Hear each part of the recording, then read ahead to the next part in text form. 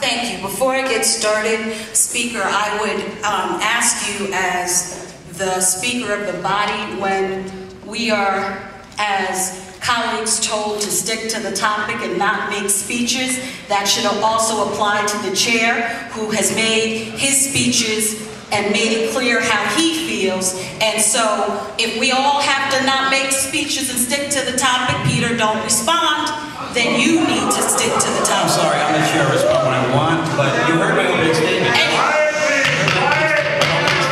My opening statement was on this bill. That's what was on. Okay. You missed that. I don't know. Hey. Can I, Peter, I don't work for you. I am not one of your boys. You will not talk to me like that. Okay.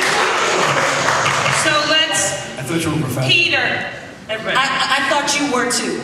Don't do tit for tat, because I'll win this. Don't do it. So I think it is important to understand, to not laugh. 1, 2, I think it's important to understand how emotional this topic is to people, how personal it is, and that is important and never a bad thing in looking at legislative issues. That we bring our personal experiences to legislation, whatever they are, will make legislation better.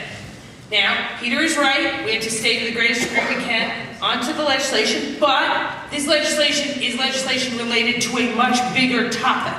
So it is also appropriate for people to add in their personal feelings, experiences, and what they see related to the issue. And it is fair for the chair to sometimes say, hey, we have a time thing here. So let's all recognize that this issue is not one that exists solely within the pieces of, within 4 legislative blocks, and just give each other a little more room and latitude than we might if we were hearing legislation on something less significant and less personally impactful to particular communities in the city of New York. Okay? Thank you, Madam Speaker. And as my colleagues are aware, I always allow leeway in questioning, especially as you saw with Robert Jackson. I do that all the time.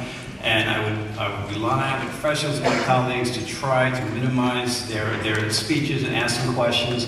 I always allow some leeway. We want to get to everybody, every council member. We want to get to everybody in the audience. And I think everyone, I go to not every hearing, but a lot of hearings, everyone is conducting themselves professionally. I do not think that's an issue. Thank you, Speaker, and it is not an issue. It does run personal.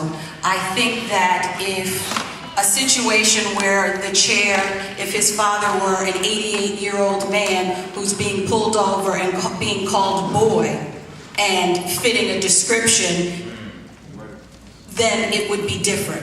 So.